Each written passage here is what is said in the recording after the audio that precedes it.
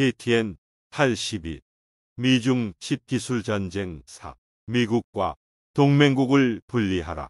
외국 기술의 습득 위해선 방법 안 가려.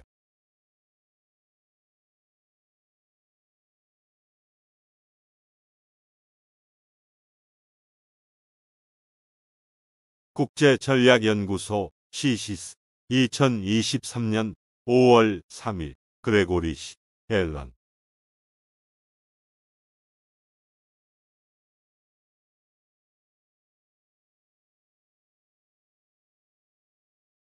섹션 4. 중국의 반격 업데이트된 전략을 위한 새롭고 오래된 전술. 전반적인 전략과 그 목표는 대체로 유사하지만 중국은 새로운 전술을 결합하고 기존 전술에 대한 노력을 배가했다. 중국의 노력에는 고려할 가치가 더 있지만 이 섹션에서는 중국이 사용하는 다음과 같은 5가지 주요 전술에 초점을 맞출 것이다. 2. 새로운 통제를 피하고 외국 기술에 계속 접근한다. 2. 미국을 동맹국들로부터 분리시키려 시도한다. 3. 산업 스파이 및 인재 채용을 통한 외국 기술의 습득. 4. 중국 기업이 중국산을 구매하고 미국 공급업체를 제거하도록 압력을 가한다. 5. 미국과 그 동맹국에 대한 보복.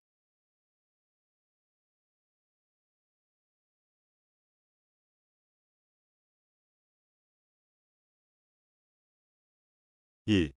새로운 통제를 피하고 외국 기술에 계속 접근. 10월 7일 통제가 적용되는 4가지 주요 수출 범주 중에서 칩 제조 장비에 대한 제한은 시행하기 가장 쉽다.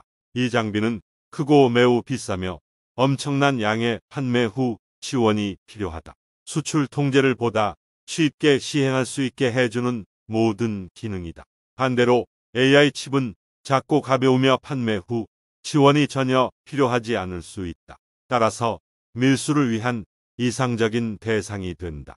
10월 7일 이후 확인된 AI 칩 밀수 사례는 보고되지 않았지만 칩 밀수는 중국에서 오랫동안 친숙한 관행이었다. 2022년 12월 한 여성이 미국 수출 통제를 피하는 것이 아니라 중국 수입 관세를 피하려 했음에도 불구하고 가짜 임신 배안에 200여 개의 칩을 밀반입하려 시도한 혐의로 중국 세관 관리들에게 체포되었다. 미국 정부 관리는 CSIS에 중국이 통제를 피하거나 칩을 노골적으로 밀수하려고 확실히 시도하고 있다고 말했다. 이것은 소량으로는 쉽지만 대규모 AI 모델을 교육하는 데 필요한 규모에서는 달성하기가 상당히 어렵다. 소수의 하이퍼스케일 클라우드 운영자 및 데이터 센터 공급자가 최첨단 AI 칩에 대한 전 세계 수요의 대부분을 구성한다. 따라서 고객 파악 및 기타 노력을 통해 기업 수출 규정 준수가 훨씬 쉬워진다. 페이퍼 컴퍼니를 통해 많은 소규모 구매를 모아서 필요한 규모를 달성하려는 시도는 가능하지만 느리고 힘든 과정이 될 것이다.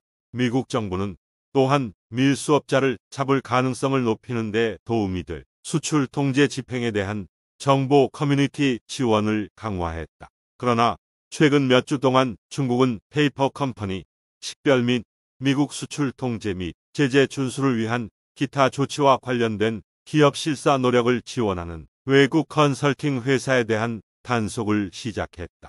미국 정부와 미국 기업이 위험 제거 노력을 정확하게 목표로 삼을 수 있도록 더 많은 정보를 수집하려고 노력함에 따라 중국은 고전적인 권위주의적 접근 방식을 취하고 있어 이를 더욱 어렵게 만들고 있다. 이 분야에 더 많은 것이 올 것이 거의 확실하다.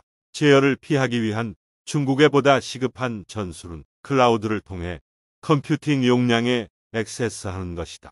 이 규정은 기업 소유권이 아닌 지리적 대상을 대상으로 하기 때문에 중국 AI 회사가 인도에 있는 자회사로 칩을 수입한 다음 중국 프로그래머가 클라우드를 통해 컴퓨팅 용량에 액세스할 수 있도록 허용하는 것은 전적으로 합법적이다.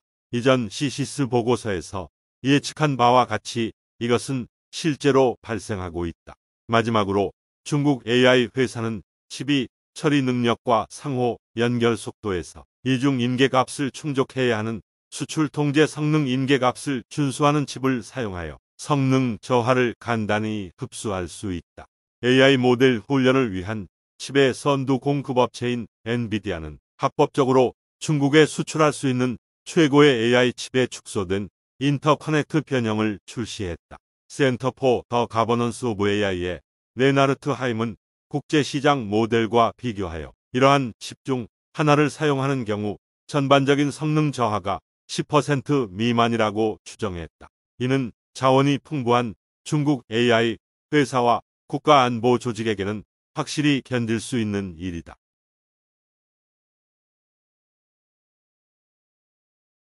2. 미국을 동맹국으로부터 분리시키려는 시도. 미국, 일본, 네덜란드 및 한국의 4개국은 전 세계 반도체 장비 판매의 대부분을 담당하고 있습니다. 당연히 미국이 10월 7일 규제를 발표하자마자 중국 기업들은 다른 국가의 장비 제조업체를 구애하기 시작했습니다. 중국 정부는 또한 다른 나라들에게 미국의 통제를 따르지 말라고 압력을 가하기 시작했습니다. 네덜란드와 일본의 경우 그 압박은 지금도 계속되고 있다. 일본이 대중의 논평을 위해 수출 통제 규정 초안을 제출한 지 불과 며칠 만에 친강 중국 외교부 장관은 하야시 요시마사 일본 외무상에게 다음과 같이 말했다. 미국은 한때 왕따 관행에 의존하여 일본의 반도체 산업을 잔인하게 통제했다. 오늘날 미국은 중국에 대한 속임수를 반복했다. 속담처럼 당신이 받고 싶지 않은 일을 남에게 하지 말라. 절절한 고통이 여전히 찌르는 것처럼 일본은 악당이 악을 행하는 것을 도와서는 안 된다. 공세는 중국의 독립과 자기 발전에 대한 의지를 더욱 자극할 것이다. 네덜란드와 일본은 이미 첨단 반도체 제조 장비에 대한 수출 통제에 미국과 합류할 계획을 세웠기 때문에 이러한 위협의 실제 청중은 아직 다자간 수출에 가입하지 않은 한국, 독일 및 유럽연합일 가능성이 높다. 정권을 통제하고 일본과 네덜란드에 대한 중국의 행동의 심각성을 그들의 선택에 따를 수 있다. 한국은 장비 수출 통제에 추가해야 할 가장 중요한 국가이다. 한국은 세계 반도체 제조 시장에서 약 5%의 세계 시장 점유율을 차지하는 작지만 정교한 글로벌 플레이어이다. 한국 장비 회사는 일반적으로 다른 3개국보다 덜 발전했지만 한국 장비 회사는 중국보다 훨씬 앞서 있다. 한국은 중국 반도체 산업과도 인연이 깊다. 한국의 양대 메모리 생산업체인 삼성과 SK 하이닉스는 모두 중국에 위치한 글로벌 메모리 생산의 상당 부분을 차지하고 있으며 둘 다 미국의 수출 통제 대상이 될 만큼 정교한 칩을 만드는 수백억 달러 규모의 시설을 운영하고 있다.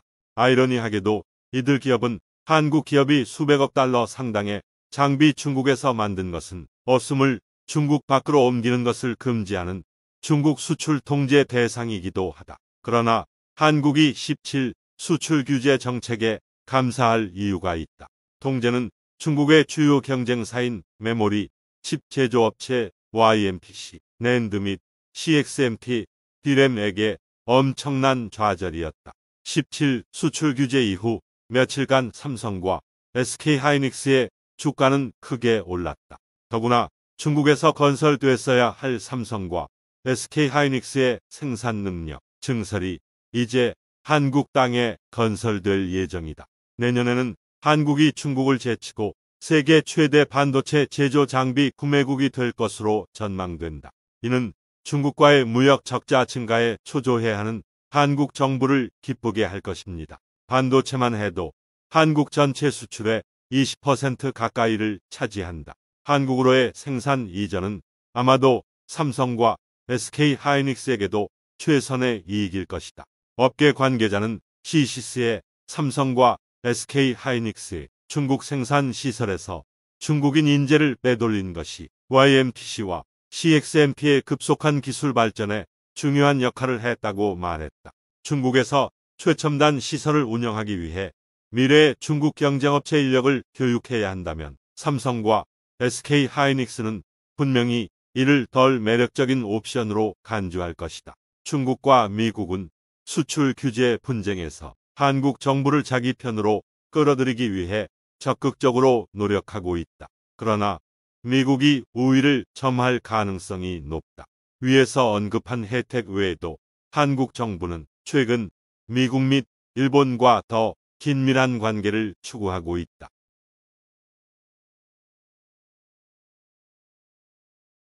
3.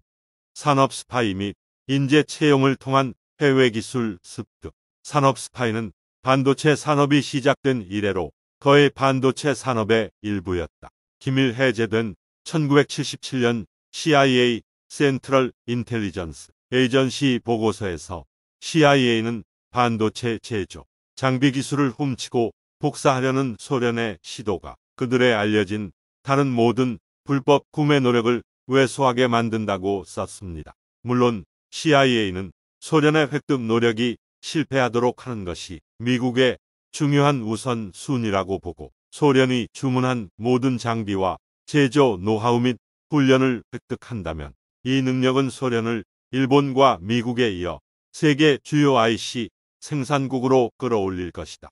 CIA와 미국에게 다행스럽게도 소련은 완벽한 첨단 장비 세트와 이를 효과적으로 운용하는 데 필요한 노하우를 확보하지 못했다. 최근 수십 년 동안 일부 산업 참여자들은 숙련된 조직과 근로자 사이의 암묵적 지식의 중요성을 고려할 때 산업 스파이 활동이 효과적인 도구라는 데 대해 회의론을 표명했다.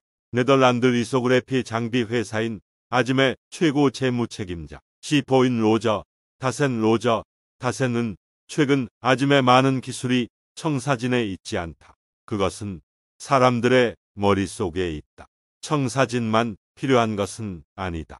이를 둘러싼 모든 것과 전체 공급망이 필요하다. 이와 같은 것을 복제할 수 있기까지 10년 이상을 이야기하고 있다. 다센이 맞든 아니든 중국은 분명히 아즘의 청사진 등을 훔치려 하고 있다. 아즘의 CEO는 올해 3월 아즘이 매년 수천 건의 보안 사고에 직면해 회사가 사이버 보안 및 기타 보호에 대한 지출을 여러 해 동안 상당한 두 자릿수 비율로 늘리도록 강요했다고 말했다. 소스 코드를 성공적으로 훔쳐 중국 경쟁사에 제공한 후 회사를 떠난 전직 아즘 직원에 대한 2018년 재판에서 아즘의 수석 변호사는 절도가 중국 정부를 위한 기술을 얻기 위한 음모를 나타낸다고 말했다. 이 견해는 2023년 연례 보고서에서 중국을 네덜란드의 경제 안보에 대한 가장 큰 위협이라고 언급한 네덜란드 국가 정보국에 의해 반영되었다.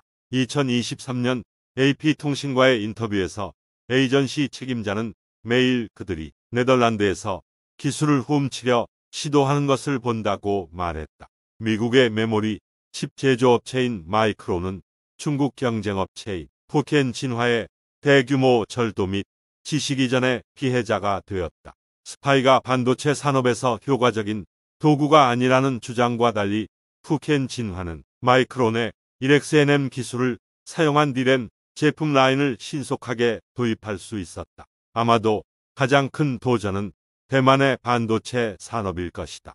대만의 관리들은 CCS의 중국 디자인 회사들이 종종 대만 엔지니어들에게 그들이 대만에서 버는 것보다 500% 더 많은 돈을 지불할 의향이 있다고 말했다. 하지만 한 관계자는 평생 하는 직업이 아니다. 중국은 당신의 머리에서 지식을 빨아들인 다음 당신을 해고할 것이고 어떤 대만 회사도 중국에서 일한 당신을 다시 고용하지 않을 것이다. 오명을 피하기 위해 중국 기업들은 대만의 페이퍼 컴퍼니를 설립하고 대만을 떠나지 않고도 지식을 중국으로 이전할 직원을 모집했다. 이러한 도전에 대응하여 대만은 산업 보안을 강화하기 위해 고안된 새로운 법률을 도입했다. 여기에는 재판과 유죄 판결을 가속화하기 위해 전담 경제 스파이 사법 시스템을 설정하는 것도 포함된다.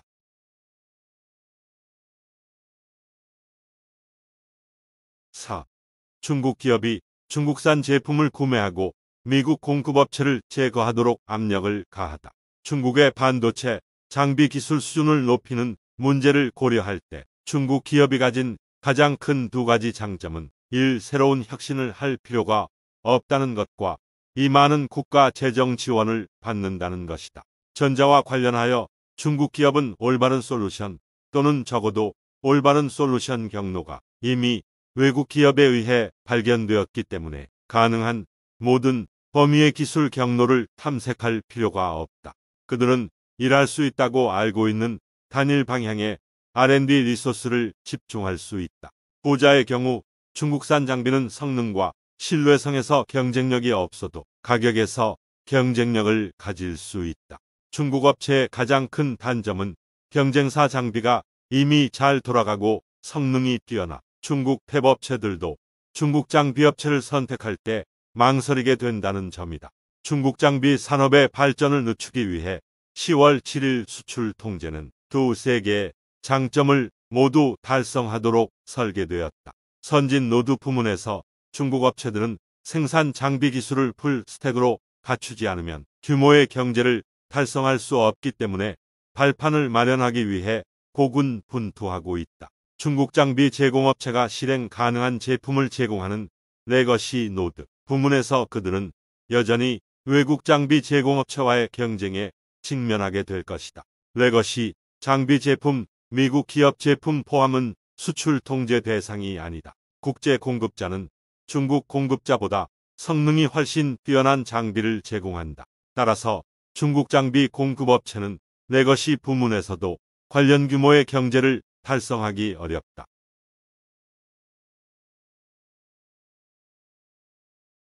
5. 미국과 동맹국에 대한 보복. 마지막으로 중국이 보복을 하고 있다. 지금까지 이 보복은 두 가지 영역에서 일어나고 있다.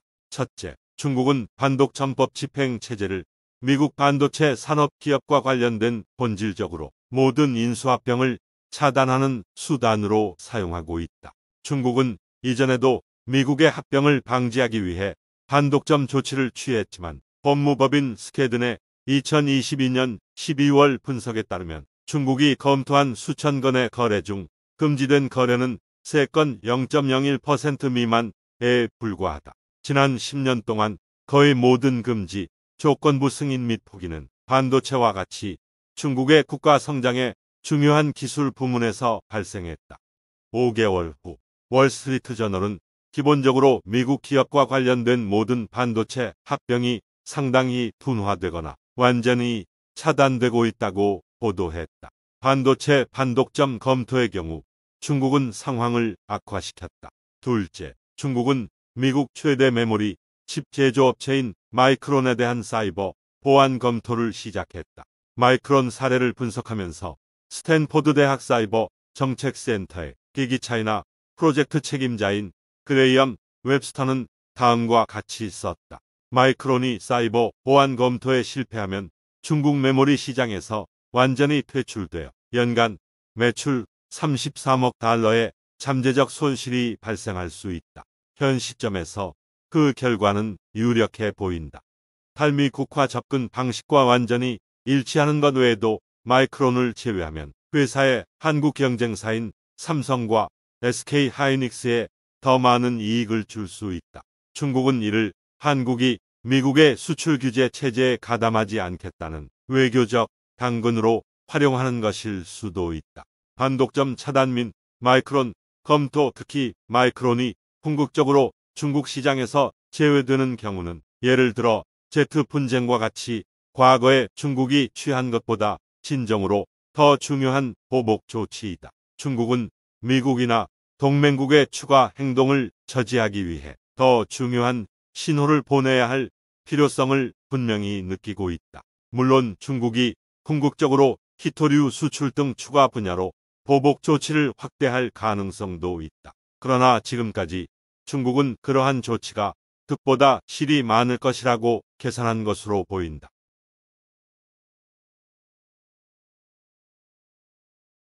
결론. 10월 7일은 미중 관계 역사의 분수령이었으며 국제사회는 미국과 동맹국이 중국에 대한 노출을 위험 제거하는 새로운 접근 방식을 통해 여전히 스스로를 재편하고 있다.